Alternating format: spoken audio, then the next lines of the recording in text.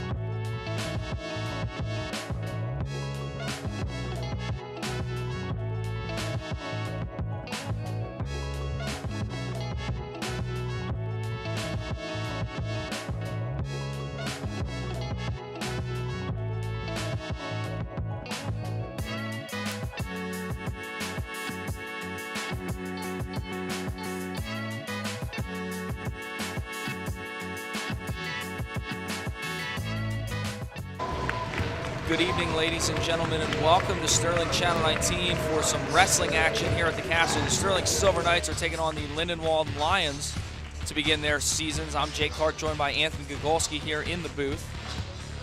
And we're taking a look at the Colonial Patriot standings from a season ago. The Gateway Gators at the top of the division, 16-10 overall, followed by the Audubon Green Wave, 17-11. Next up, the Haddon Heights Garnets, followed by Haddon Township, Sterling, and Lindenwold at the bottom of that division. Taking a look at some of the stats here from last year, Sterling was 5-19, fifth in the Colonial Patriot, with putting up 23 points a match, letting up 50 points a match. And you take a look at Lindenwold, 3-17 last year. They were sixth in the Tri-County Patriot. They put up 13 points a match and allowed 57 points per match last year. And so, thank you for tuning in with us here at Channel 19. I'm Jake Clark, joined by Anthony Gagolski. How we doing? Anthony, going to be a great match on here to start the season. It is.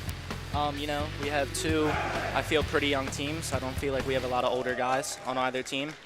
So, pretty raw talent. A lot of young guys. We'll see them clash. Battle at it. Battle of the young guys for sure tonight here at the Castle, as they're going to introduce each wrestler by weight. Good evening, ladies and gentlemen. Welcome to Sterling High School, home of the Silver Knights.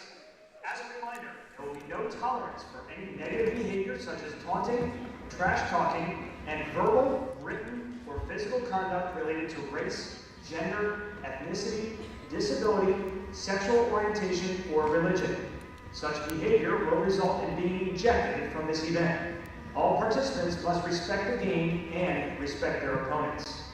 Thank you in advance for your anticipated cooperation and enjoy the game. At this time, we ask that you please rise and remove your hats as we honor America with the playing of our national anthem.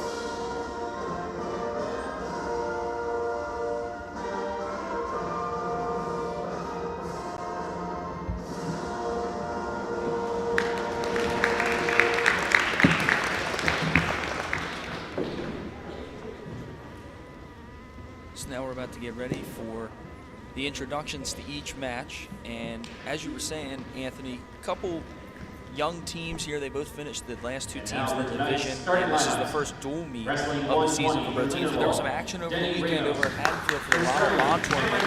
And we talk about young teams, but a senior in Jalene going out and winning the heavyweight 285 Wrestling 126 out at for the Lindenwold. Ronald Bond tournament. So that's big for the Sterling Knights. Joseph Rogers.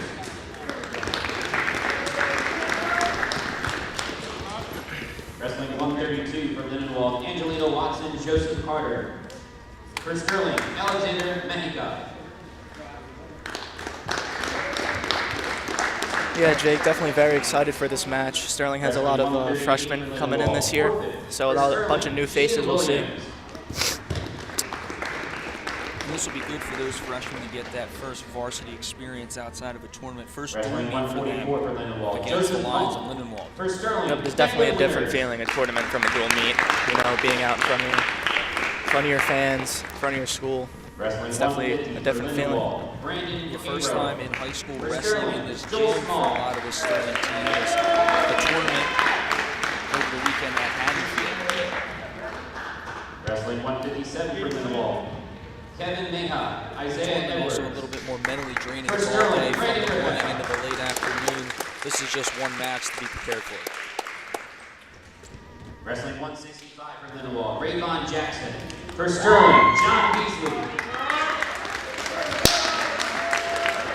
John Beasley, JV wrestler last year on varsity now. Proud of him. Proud to see that jump he's made. He's worked very hard. A lot of young guys stepping up, I could tell. And that's going to be big for this Sterling team if they're going to do some damage. They're going to need a lot of those young guys, as we mentioned. A lot of freshmen on this team and a lot of guys that might not have seen varsity time last year are going to have to step up for this team to have success. For Sterling, Leon Crawford.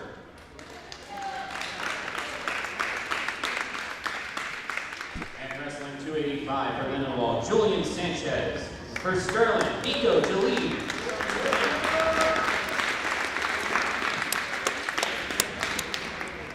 So now the introductions are done, and this match will start at 120 with Cameron Johnson for the Knights versus Dene Ramos for the Lindenwold Lions. But first, we'll get a quick captain's meeting with the official.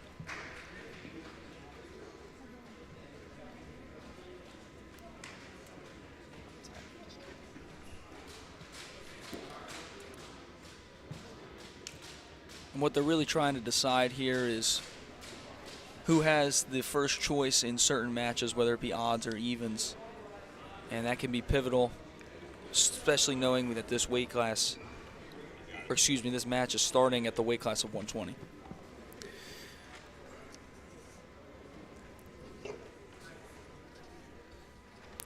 So we're about ready to get underway here at the Castle. First dual meet of the season. If you're just joining us, I'm Jay Clark, joined by Anthony Gogolski. How we doing? Match will begin at 120. Two very young teams, and now starting at Coach. 120 is Cameron Johnson for the Knights. Coach Desmond Wiggins, second official year as head coach for Sterling.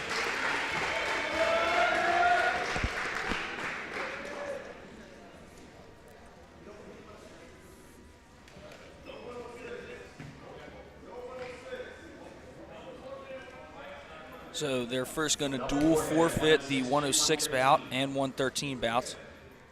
So now beginning at 120 is Cameron Johnson for the Knights. Definitely helps both teams out because not having a lightweight and having a forfeit to let up 6 points is definitely very crucial to begin a match.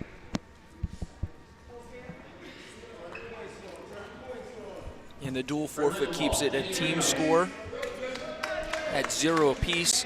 Now we'll get started here at 120. Early shot from Ramos here. Ramos. Quick takedown. Nice double leg from Ramos. Came in right away with the aggressive shot. Took him down pretty easily right out of bounds. We're going to take another look at it. Drives him towards the edge of the mat. Falls on top to get the 2. Good start there for Ramos.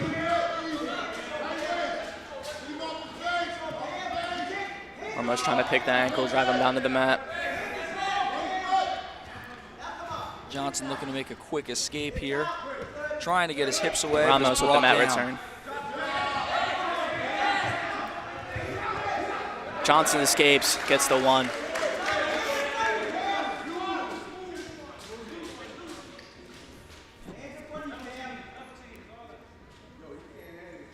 So 2-1. Ramos leads, and now another takedown for Dene Ramos. Going for the cradle. And it looks like he locked it up for a brief moment. Now we're going to have to reset and reposition here on top is Ramos.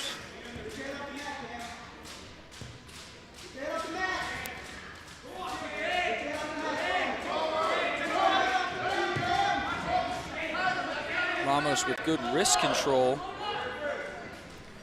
on Cameron Johnson, really taking away Johnson's ability to stand up.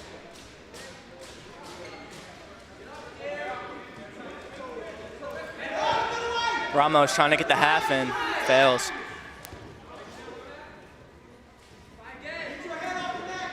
Ramos doing a nice job of controlling here on top as we're almost finished with this first period.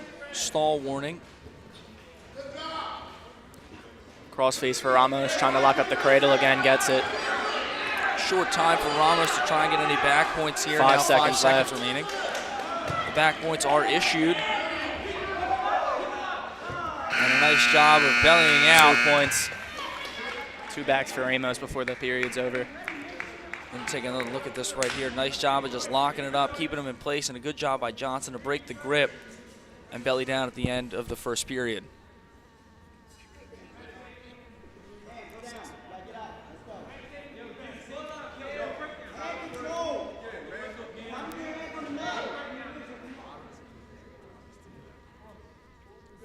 Six to 1 for Ramos, beginning of the second period.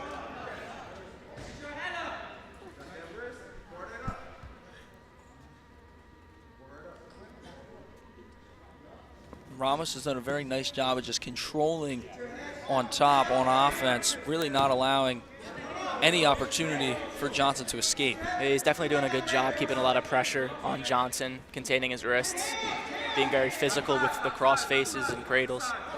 It looks like he's trying to go back to that same move. Tries to lock the cradle up again, fails. Johnson extends. Now he's Locks got the cradle up again. No backs issued. Oh. How to move it. Nice job of reversing to the half. Ramos has him on his back. Johnson continues to fight. Belly's down. 3 back points issued to Ramos. Now extends the lead 9-1 in favor of Ramos over Johnson. Ramos goes for the tilt, doesn't get anything. Ramos has done a nice job of, he's stuck with the crossface cradle, but a nice job of trying to diversify the moves on top. Now you see him trying to run an armbar here. He has that armbar. He has to keep wrist control with the other arm, but does not have it. And they got to keep that arm at 90 degrees or else the official will have to stop the match for it being potentially dangerous.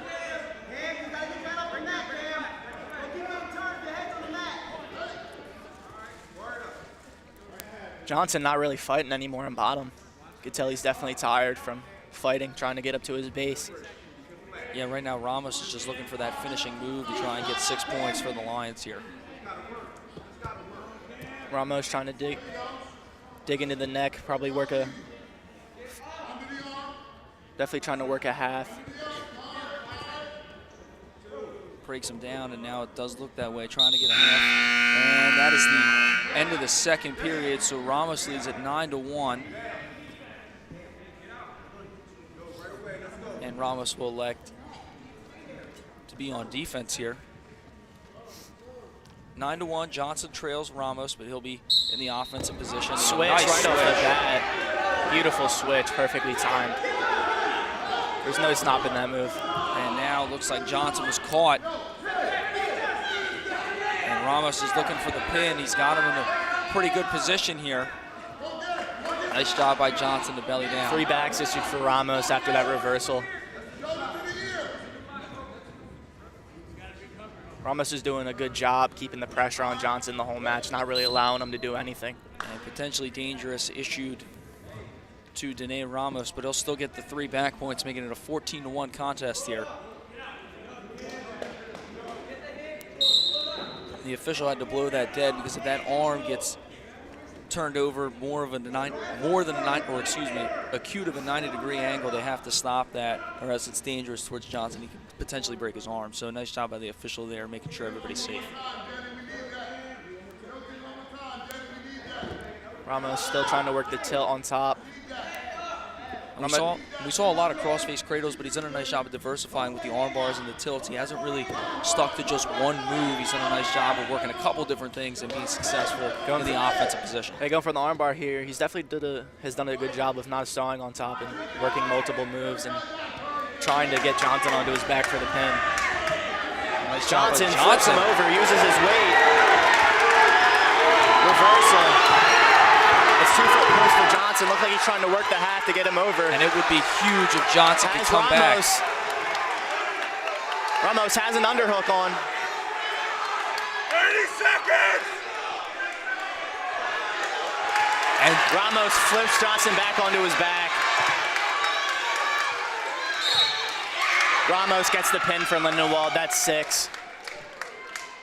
We're going to take a look at this reversal here, and a nice job by Johnson, sort of just flips over into the correct position, but tough giving up 6 points, especially when he fought for so long. Coach Des was definitely looking at him to try and save team points there towards the end of that match. Yeah. When there's that less time left and you're down by that many points and you know you're not going to win, you have to do everything you can to either not get teched, give up the 5, or get pinned and give up a full 6 for your team.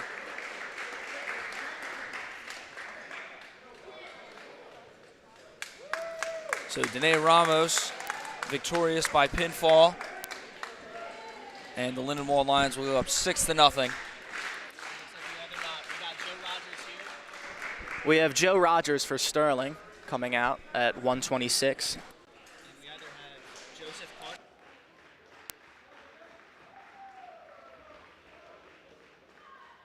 have Joseph Carter coming out for the Lions at 126.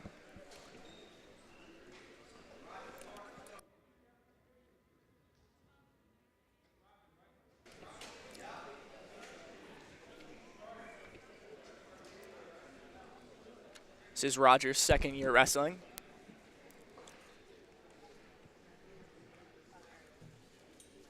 So it looks like it's going to be Joe Rogers taking on Joseph Carter at the 126 match.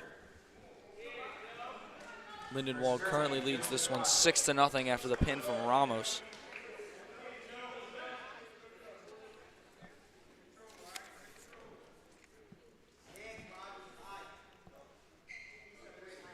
And this 126 match is underway. Hand fighting to begin with. We seem like that's a common trend. Quick shot from Rogers. Nice defense from Carter. Rogers keeps his base, gets back to his feet. Back to neutral. Nice job by Rogers there to not give up a takedown early. Rogers getting low. Right now Carter seems to be just circling in the same direction, just back and forth. Rogers almost had a problem. Rogers goes for a double.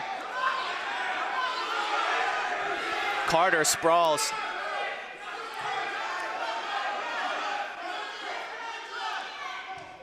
Back to neutral.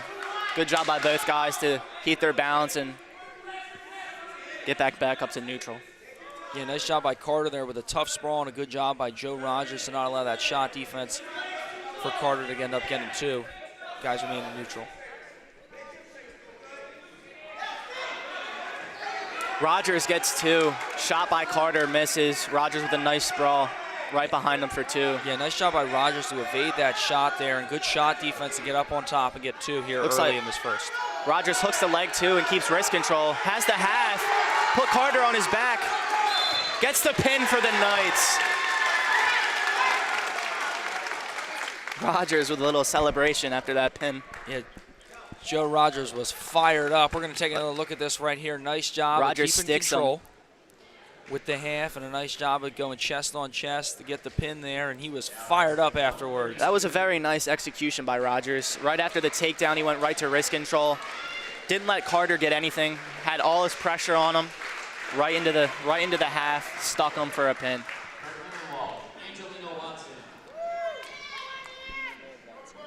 For Lindenwold, we have Angelina Watson.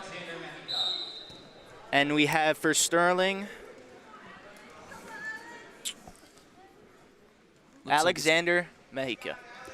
So Meika taking on Watson. Meika with the first shot. Watson sprawls. Spins around, gets the 2.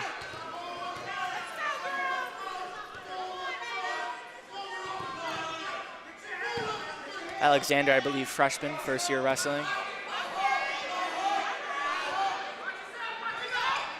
Angelina goes for the cradle, misses.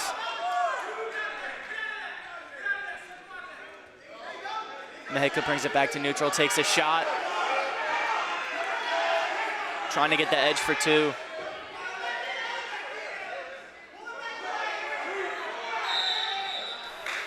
Goes out of bounds, neutral. Yeah, that's a great job by Watson there. Great mat awareness to understand where they were at on the mat, and nice job of just getting out of bounds.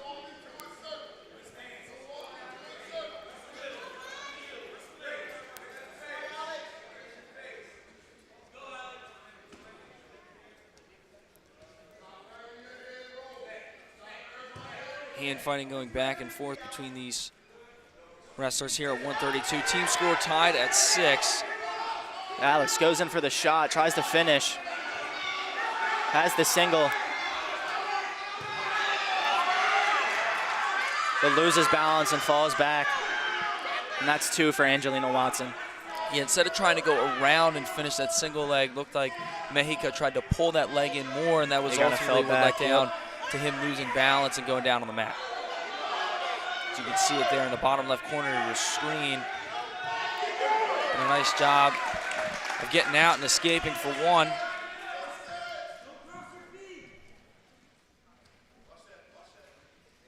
The most important thing these young guys have to know is that when they're on bottom or they get taken down is that you have to continuously move. You can't become stagnant on bottom, or that's where problems start to happen.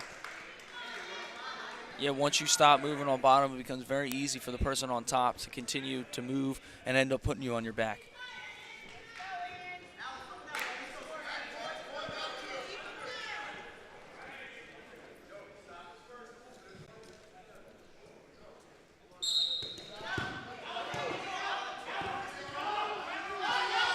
Locked hands from Angelina. Yeah, so that will allow a free move here for Meika. It's a technical foul there, so it awards Meika with 1 point. Can't lock the hands without a wrist on the bottom, and as a result, it's now 4-3. Watson still leads.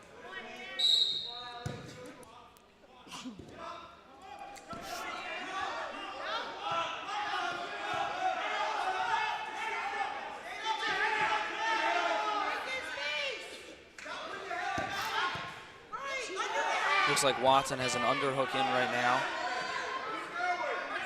Alexander gets his hips out, neutral. I believe that ties up the match at 4. Yeah, that was a nice job of sitting out right there, getting the hips away, and facing Watson to stand up, get neutral, tie this match at 4. And in a dual meet where these teams are pretty evenly matched, every match matters, and as many team points as you can get is really what it's going to come down to between the Lions and the Knights.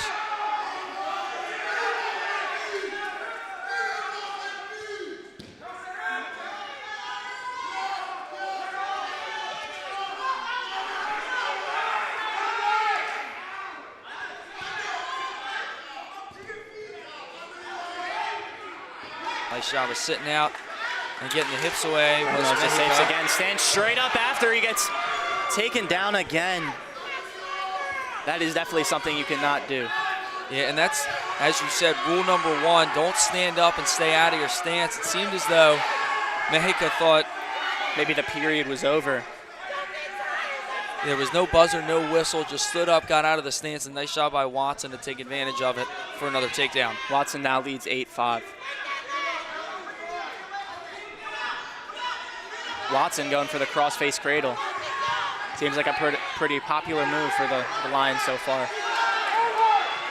A very physical move if done right, and that's the end of the second period.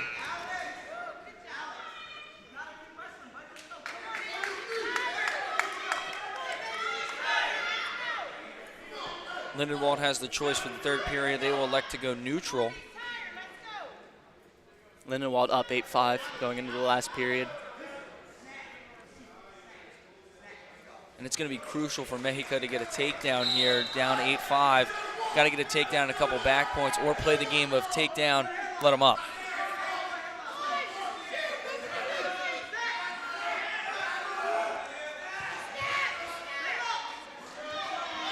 Meika goes in for another shot.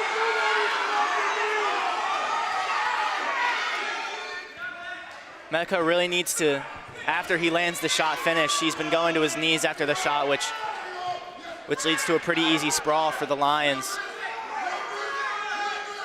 Yeah, once you go down to your knees, you lose all penetration in trying to get that shot finished in. We've seen Watson capitalize on that time and time again in this match. Watson going for that cross-face cradle again, goes out of bounds.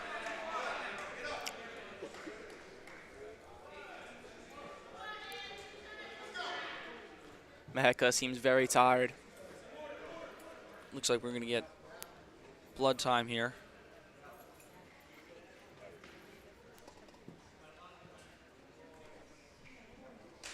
being out there on that mat for 6 minutes, it is the longest 6 minutes of your entire life. And what it really comes down to, especially in these third periods, is really, especially in a tight match, who wants it more, who wants to save more team points. You're definitely right, Jake. When it's that third period and it's a tie match or close match, it definitely comes down to who wants it more, who's better conditioned, and honestly, throwing it all the way and who's more of a dog. And our next TV game is tomorrow, Thursday, December 21st. It'll be basketball here. Sterling taking on Paulsboro. It'll be live on Channel 19. You can find it at youtube.com/SterlingTV19. So Meika is being tended to by athletic trainer Sean Clank, who does a tremendous job here with all of the sporting events around the castle.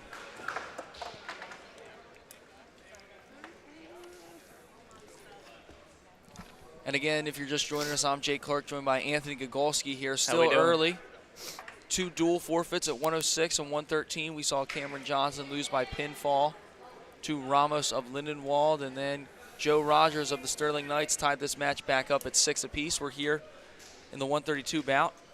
Pretty close match, 10-5. This one between Alexander Meika and Angelina Watson. About a minute left in the third. Meika is still being tended to, just now closer towards the Sterling bench.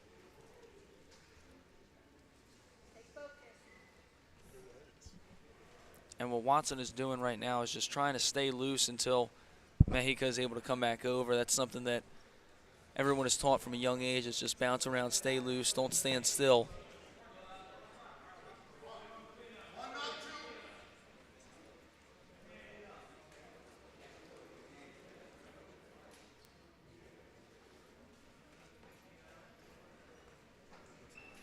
And it looks like, not really sure what's going on here, but it looks like Meika's back on the sideline.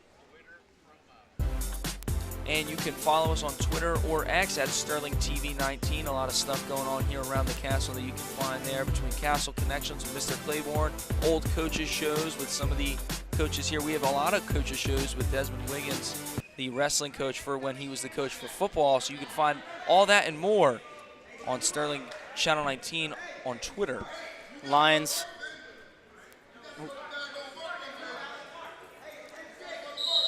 So Watson elects. Tries to go for the shot. Meika, a lot of pressure. Yeah, Watson allowed Meika to get up and gave up the one. And it looks like they're trying to get a couple quick takedowns within this last minute. Meika down 4. It'd be tough for Watson to get a major here. One quick turn for Watson, though, and it could be a major for the Lions. Looks like they're going to go takedown and let Meika up. Meika's going to have to do a nice job with shot defense to try and save team points here.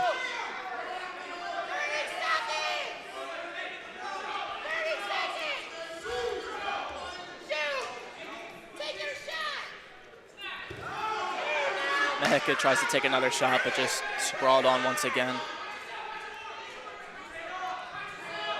Yeah, and knowing that you're not really going to be able to win this match, the deficit's pretty big now at a 7-point contest with 15 minutes left, or 15 seconds left, excuse me. Not sure why Meika was taking a shot, because the Lions are obviously looking to try and get that major decision. Yeah, all Mexico's shots have been pretty sloppy. Definitely have led to. And that leads to a win for the Lions, 16-8.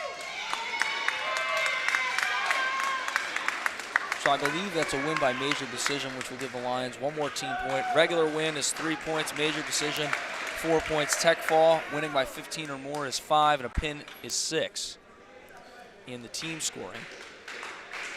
So we got the 138 match. I believe we have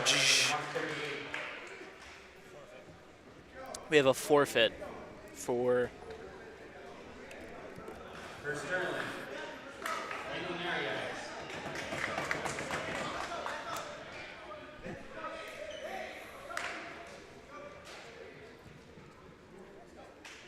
forfeit for Sterling, giving Sterling the lead, 12-9. And Jake, right there, that's why forfeits are so crucial, because it's a free 6 points essentially for your team, which in the end could be huge. Absolutely, and that's why both these teams are super lucky that one or the other didn't have a 106 or 113, because giving up 12 points to start a match is really, really tough to try and come back and win from the team aspect. Declan Winter is out for Sterling. This is the 144 match.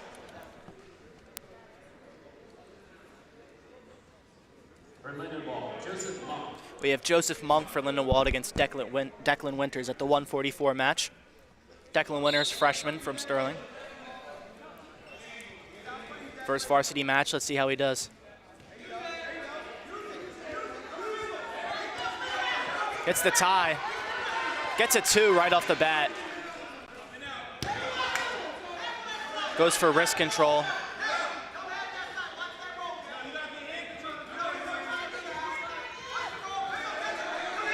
And Winters is a really lanky guy. He's going to have to try and use that length to his advantage. Monk tries to roll out of it, but Declan has the half. Has Monk stuck on the mat. Backs are being issued. And that's a pin for Sterling.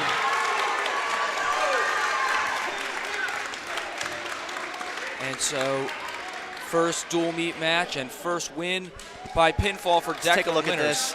Declan just has the half, sinks it, automatic pin. Now wrestling 150. And once that half is in deep and you start getting chest to chest and really Declan Winters lifted it up to the ceiling, that's usually about all you can do. There's not much you can do there if you're on bottom. For Sterling, Joel Small. At the 150 match, we have Joe Small for Sterling.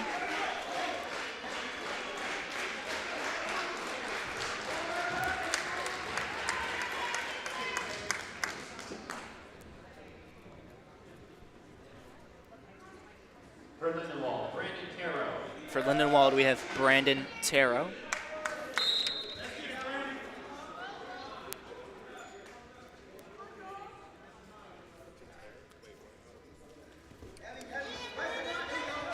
Nice job by Small there, getting a quick 2. Joel is a very aggressive wrestler, as you can tell. Taking his opponent down right off the bat. We're going to take another look at the replay right there. Nice job by Small to get on top and get that 2 early. Joel with a good mat return.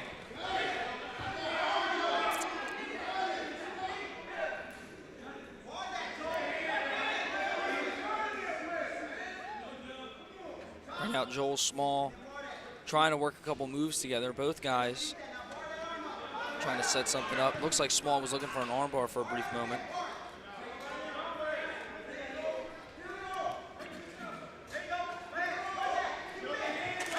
And Tero goes for the ball and chain, does not get it. Right now, that was the first time we've seen Tero really do anything besides stay at his base. Nice job running the tilt there from Small. Good tilt. Right into the half. Joel has Tero on his back. Tero tries to roll through. Works. Tero gets the reversal. Back into neutral. That was a nice job of Joel Small chain wrestling right there. Went from the tilt right to the half. Got a lot of back points out of that. And if he could have just stuck the half, would have ultimately had a pin, but a nice job of another takedown there for Joel Small.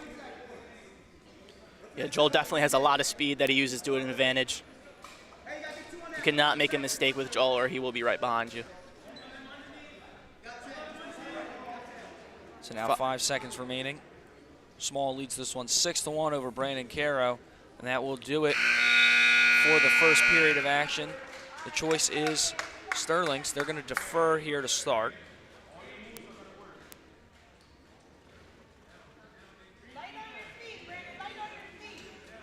So Tero will start this second period on defense.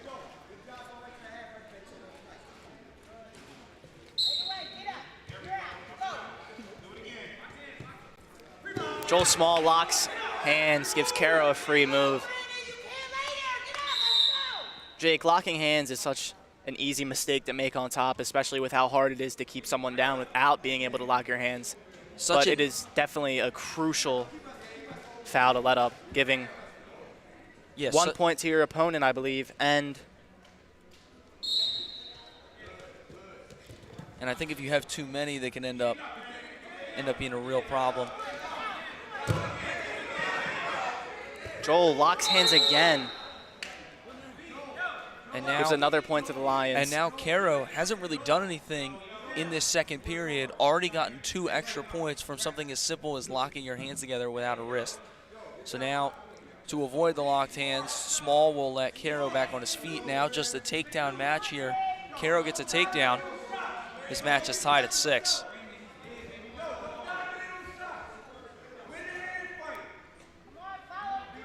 And as you said, such a simple yet costly thing, and I know you've seen it, and we've both seen it time and time again, just cost people in big matches, something as simple as locking the hands or even stalling warnings.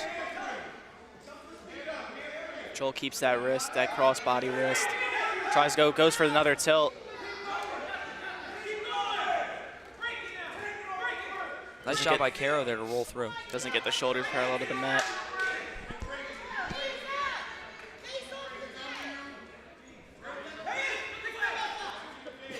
Here's Small working on top. Joel Small goes back in for the arm bar.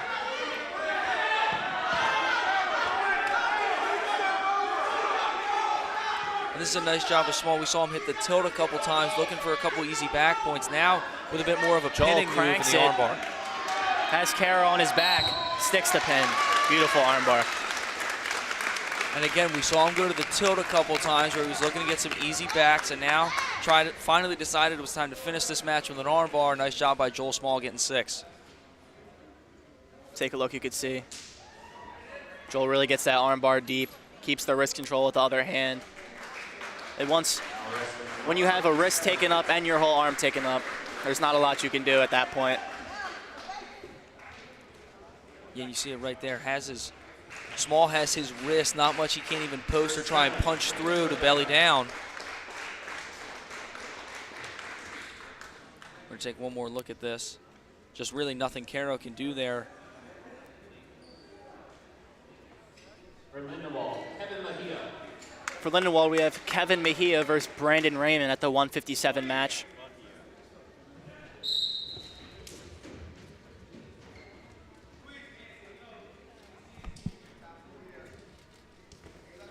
Rebecca goes for the sweep single, goes into a double. Doesn't get the 2 yet. Doesn't have control. And Rebecca's got to get up on his toes and drive.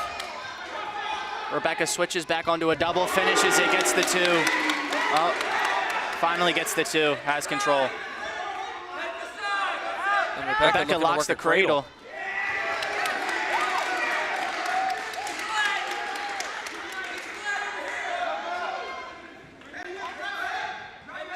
Nice job by resetting was Rebecca. Really looking to get this pin. Rebecca needs to plant that head onto the mat. Yeah, and he has to be careful his hips don't get too high.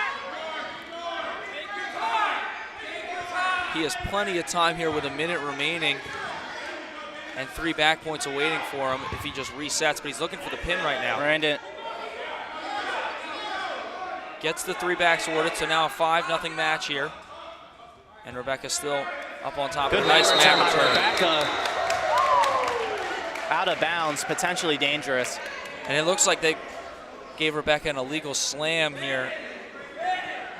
So he's going to give up a point for the illegal slam.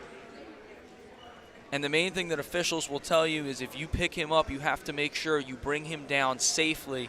And I believe the official thinks that Rebecca did not bring his opponent back down to the mat safely. We take another look at it right there. Your knee has to touch the mat before your opponent touches the mat.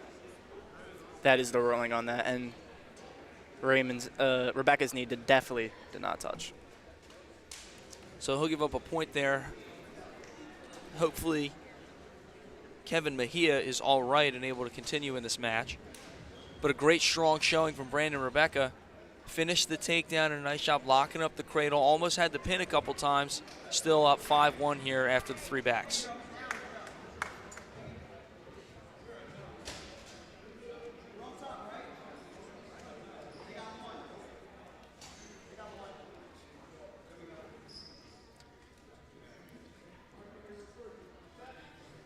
Rebecca on top. Yeah, Mahia still on defense. That 1 point again was for the illegal slam. Rebecca right to the claw.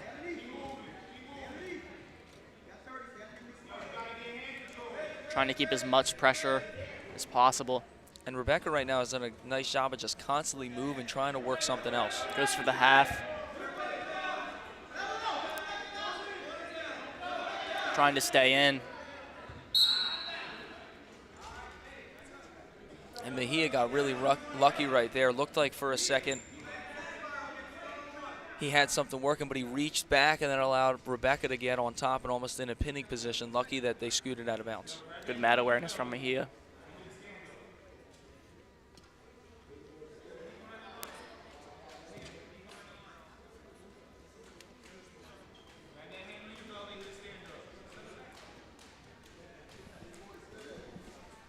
Under 20 seconds remain, 18.6 to be exact in this first period. Brandon Rebecca leads 5-1 in this match.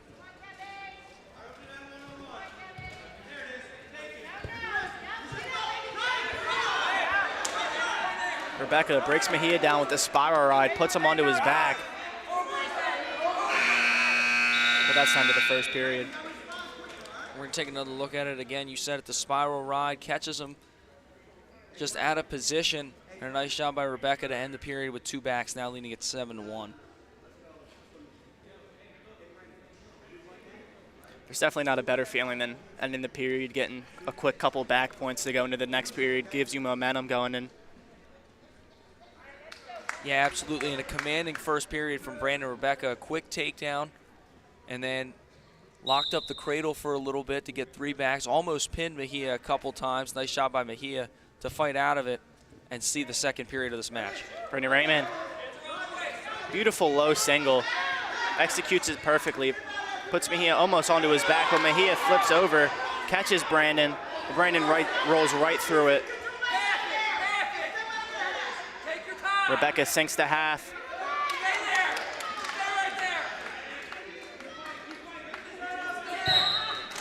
Rebecca gets the pin.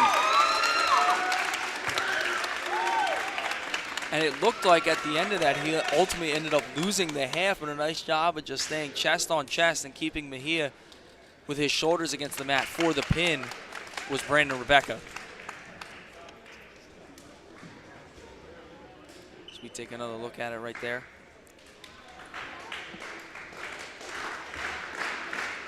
We're going to take one more look at it. Again, his hand. For 165, we have John Beasley coming out for Sterling, and For Sterling, John Beasley. Our sheet here says it's projected to be Ravon Jackson. We'll have to wait and see if that's correct.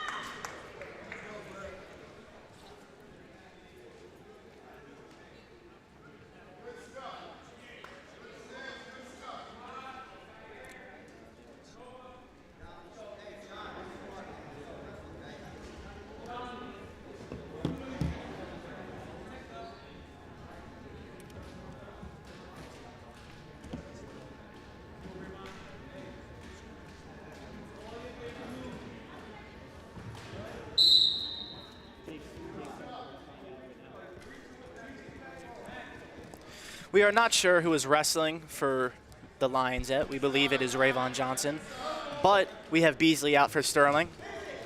Circling. Beasley goes in for a quick shot.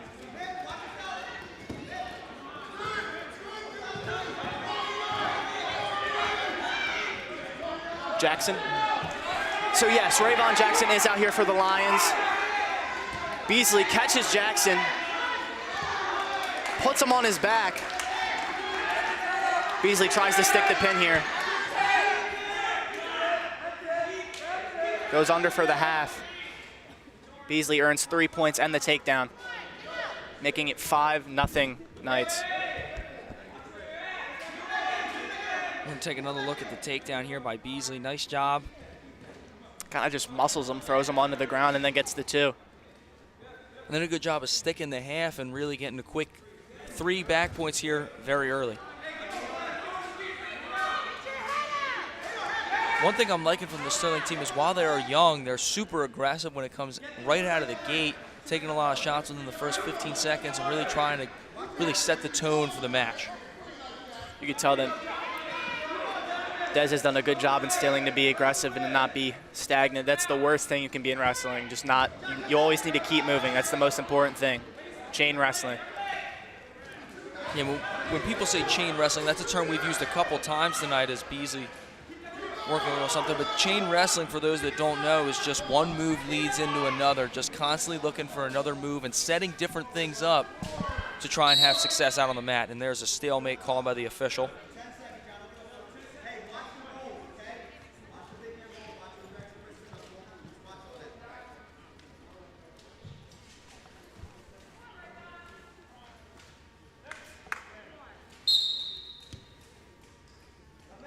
Jackson initially trying to stand up. Now has a reversal. Nice job by Jackson at the end of the period to get a quick 2 points. Beasley gets back onto his stomach before any damage is done. Allows the reversal. Giving up 2 points before the end of the period is definitely crucial. But B still leads at 5-2. And that's a big momentum shift there in favor of Jackson, who will start this second period on defense.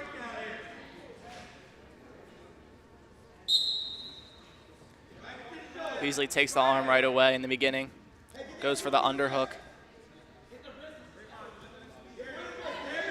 Now has wrist control. And the bar. We can hear Coach Dez yelling that he wants Beasley out. So running on the side, and now Beasley has a half. Runs it over, doesn't get it. Beasley keeps wrist control on that right arm. Yeah, and that's important right now because with wrist control, Beasley set up in a pretty good spot to work a couple different moves. Beasley has to jump sides here to run that other half. He has the half on the right side, and now you can see jump sides like Gogo was talking about, and now they're stalling issued on Jackson. Beasley almost gets caught there. Does a good job staying low. And the half was there for a couple seconds on that right side. If Beasley would have jumped sides, could have had a deep half in and maybe ended this match early. Beasley doing a good job, keeping a lot of pressure on Jackson, keeping him down. Well, and Jackson already with one stall warning, hasn't really done a ton here on bottom.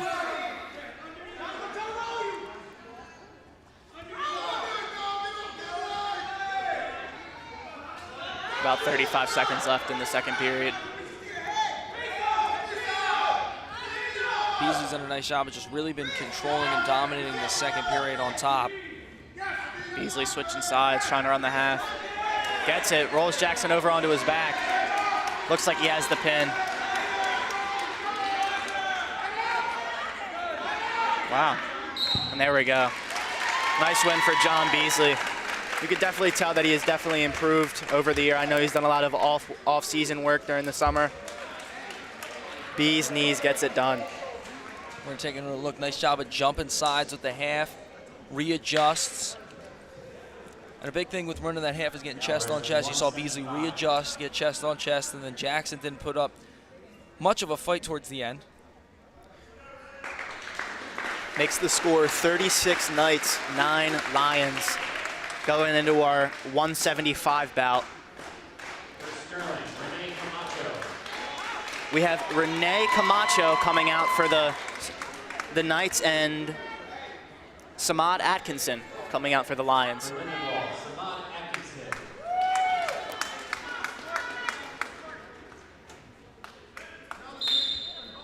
Renee, first-year wrestler, been wrestling all his life. I believe this is his first match here at the high school level.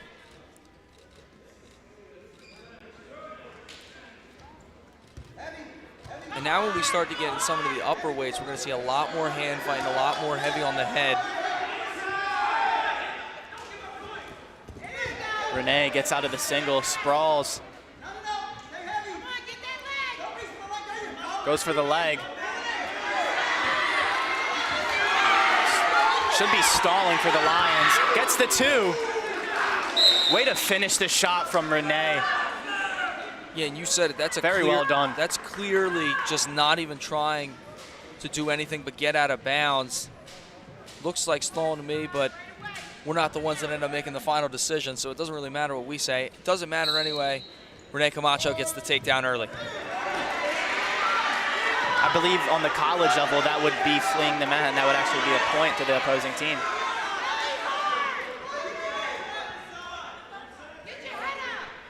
Renee scores 3 back points, sticking Atkinson on his back.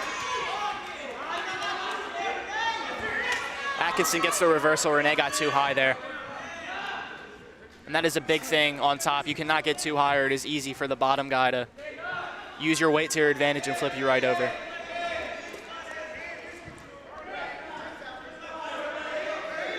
Kamacho just looking to try and get those hips away for the 1-point escape. Stall warning now issued to Atkinson. Good reversal by Renee. Sticks Atkinson on his back. Looks like he's stuck him for the pin. Great win for Renee. First varsity match, very well done. Yeah, this was a great job of, again, chain wrestling, just one move leading into another. We're going to see it right here. Sticks him, gets the 2-point takedown right into the half, gets chest on chest, and a nice job of lifting that head up to the ceiling.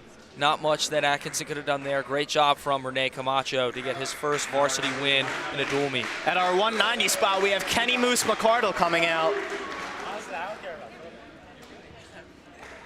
And for Lindenwold, we either have Jahir White or Noah Williams. We will see who's coming out right now.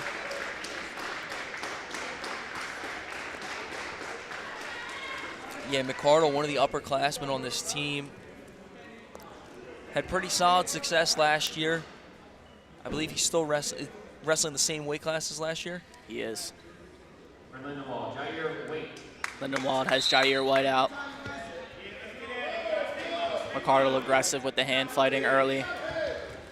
Tries for the arm drag, doesn't get it. And usually in these 190 to 285 matches, we see the matches slow down, a lot more hand fighting, a lot more methodical, trying to set things up before things actually happen.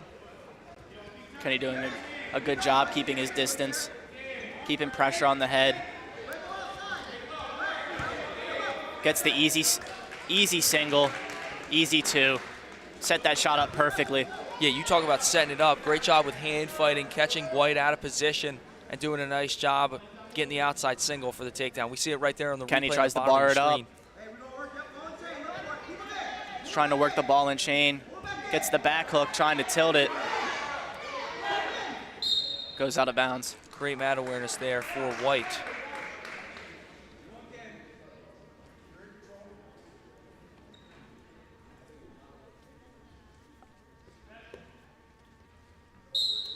McCardle goes right to the spiral ride. Trying to break White down. Breaks him down, gets the half, puts him onto his back. Looks like it's going to be a quick one. Sticks the pin. First win for Kenny McCardle this season. Yeah, a nice job by McCardle, and that's one of the advantages of running this spiral ride is you already have the hand up there set up for the half, runs it right into the half, and a quick, easy pin for Kenny McCardle. At 2:15, we have Liam Crawford coming out for the Knights, his first year wrestling. We take another look here. McCardle does a nice job breaking down White, has the half perfectly set up, and that's textbook. Beautiful job by Kenny. Definitely has a lot of years of experience wrestling. He's been wrestling his whole life. Done a great job there. It's my best friend.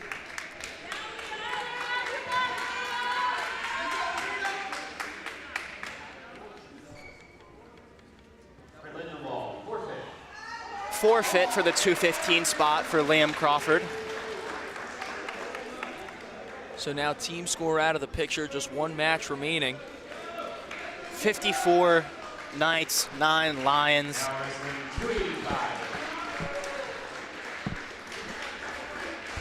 now coming out is Nico Jalene. Had a tremendous season last year, made the state tournament. Although in most sports, the gamer match is never over until it's over. In this case, it is over for the Lions. It is over. There's one match the Lions left. have no shot of coming back in There this is one. nothing they can do. And it looks like they are still going to send out their 285. So that we will have a match here for Nico Jalene. And we will have a post-game show to follow. Get a couple of the winners over here for a quick interview. For Lindenwold, Julian Sanchez. So Nico Jalene taking on Julian Sanchez in the last match of the day here, the heavyweight spot.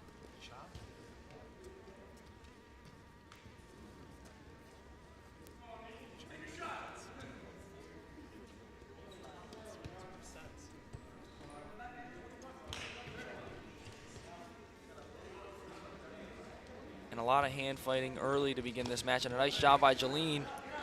Jalene does a beautiful job with that duck under.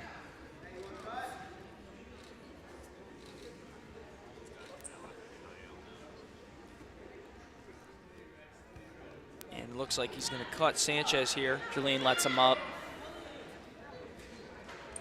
And in a match like this where it doesn't matter for the team score and really only matters for individual record, and you're a wrestler at the caliber of Nico Jalene, this is just trying to work on different things here. And I think that you could see that when he was talking to Coach Desmond Wiggins, he was, do I cut him? And Des wanted him to cut him so he could work on a couple things in the neutral position. Jalene just gets on top, trying to stick the pin. Pretty easy one for him. When you're at the level Nico's at, there's not a...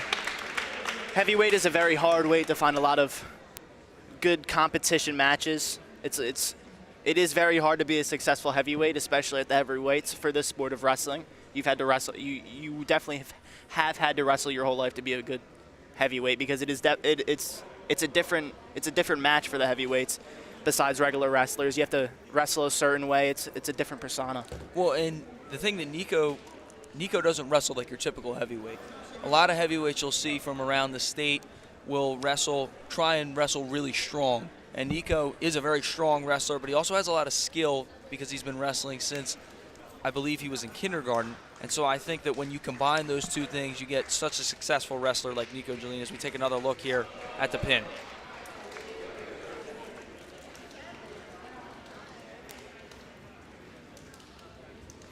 And so that'll do it here. That wraps up the match.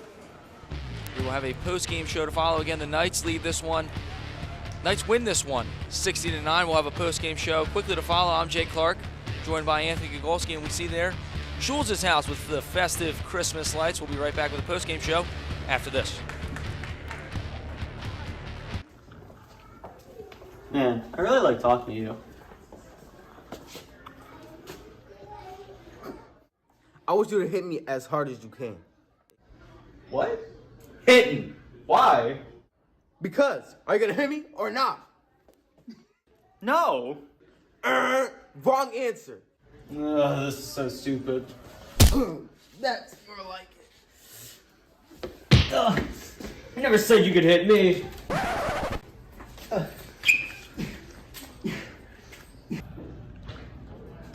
What is that guy fighting? What's your name? Never called. Tyler. Are you from Fight Club? Shh. I'm not first.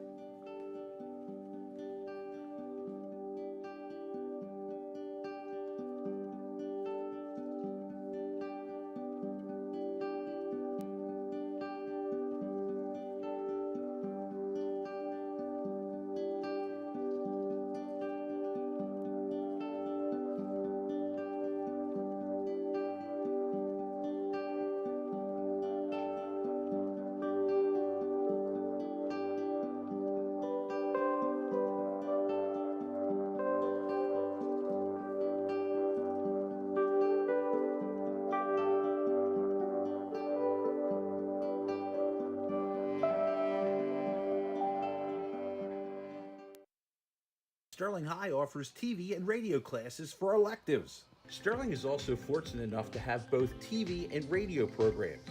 In these programs, students will learn to design, direct, produce, and edit television and radio broadcasts.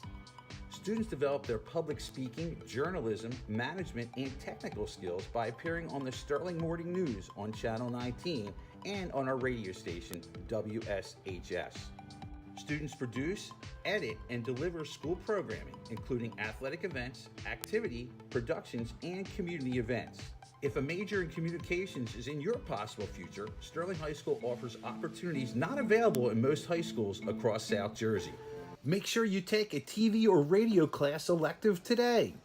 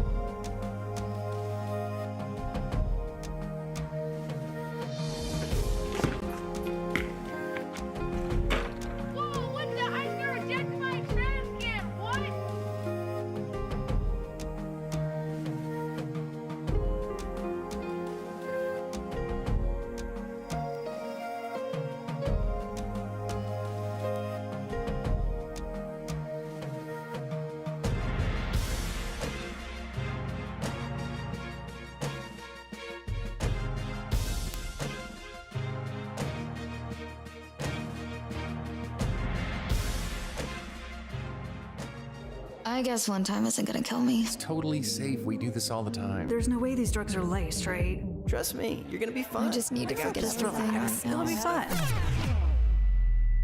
A lethal dose of fentanyl is just 4 grains of sand and can hide in any drug. So no matter what you and your friends think, what you can't see will kill you. Don't die to get high. Fentanyl is fatal. Get the whole truth at CamdenCounty.com/fentanyl.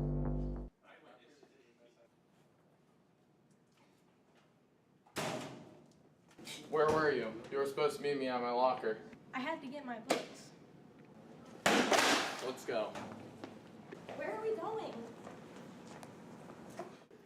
Don't worry about it.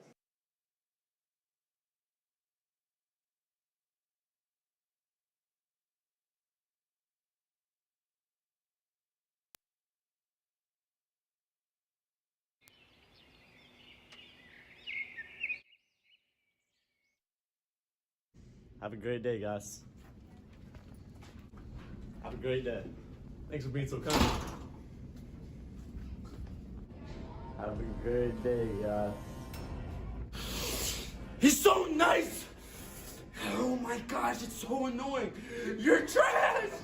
I'm gonna have to take matters into my own hands.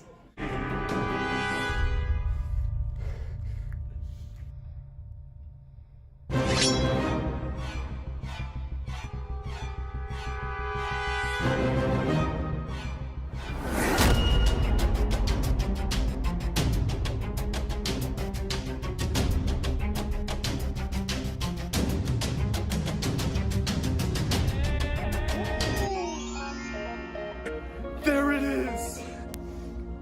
My God! Holy moly! Meika! It's beautiful.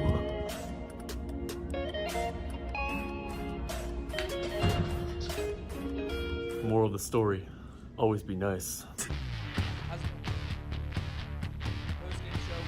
Kamacho, Renee, your first match here at Sterling High School as a high schooler. Talk about some of the things that you were feeling before you went out there. You know, I just came out ready to work. You know, we put a lot of work into the wrestling room, and we just got showed out on the mat. And Coach Des, an amazing coach out there, he shows us everything we know, and it's all about mentality out there. And what does it mean for you to come out and win your first ever high school match here in a dual meet at Sterling High School? It feels good. You know, like you just go out there ready to wrestle, like I said. This team, they also work hard. You can't talk down on any team you wrestle. Just know you gave it your all and they gave it their all. And feeling good to win, it's just a perk. Yeah, and a huge win for you and a couple other freshmen. Talk about what this class of freshmen coming in has a lot of talent to do over the next 4 years. I mean, a lot of us come from football. We try it there, and then once wrestling season hits, we work in the wrestling room. but it's just all about technique on this sport. It can't be strength and all. Thank you, Renee. Great job tonight. And so now we're going to be joined by Kenny McCardle. Kenny, you're one of the veteran guys on this team. Talk about what it meant for you to see some of the younger guys come out and compete and win tonight. Yeah, it's big. This program, we got to build off something, and to see those guys come out and compete, it really means something, And to start off the season 1-0 with a victory over the Lindenwold Lions, how does that boost the morale for the rest of the team? I think it's definitely going to make us more confident in ourselves when we wrestle. We're not going to have we're starting off positive, we're not starting off with a negative, so that really means a lot. And last question, Kenny, obviously you came out here with a win today. Talk about some of your goals for this upcoming season. I say it every year. Last year didn't go to plan, but this year I'm really hoping to take something at districts and hopefully something at regions as well, Trying to build a legacy here, so that's what we're going to do. Thank you, Kenny. Great job tonight. Thank you. Now we're going to be joined by Nico Jalene as the lights come on. Nico, great job today. What does it mean for some of the younger guys to come out and compete and win over a team like Lindenwold? It's really good to finally start filling up spots on the lineup. We were struggling the past couple of years filling spots, but with the amount of incoming freshmen we had, and it really helps with the team scores. Just filling the spot, having a body out there. And now that those freshmen are doing big wins and stuff, it's going to really help the team in the long run. And what does it mean for you guys now, second year under Coach Wiggins, to come out and start 1-0 for him? It's really good, especially having a new coach. It's always tough getting used to the program, but I think Coach has done a great job with the program, and I love him as a coach. And then last question for you. What are some of your personal goals? Obviously, you have big shoes to fill going to states last year. But what are some of your personal goals for this upcoming season? I'm hoping to place at states this year. We had a couple guys at heavyweight back out, and a lot of people graduate. And with the district and region change, it looks okay, but it's going to be a tough road. But I'm hoping to place at states. Thank you, Nico. Great job tonight. Thank you. And we're going to be looking around. Hopefully going to try and get Coach Dez. I don't think that's going to be possible tonight, so I'm going to send it back to Anthony Gogolski in the booth. Ant. Thank you, Jake. So make sure to tune into our next game Thursday, December 21st. We have basketball, 5:30, Sterling versus Paulsboro. We will be live on Channel 19. You can check us out on youtube.com/SterlingTV19. The Knights finished tonight's match with a 60-point win over the Lions with a 9-point loss. That will wrap it up for tonight. I'm Anthony Gogolski, joined by Jake Clark. We got Ben Nicholas here. Go Knights.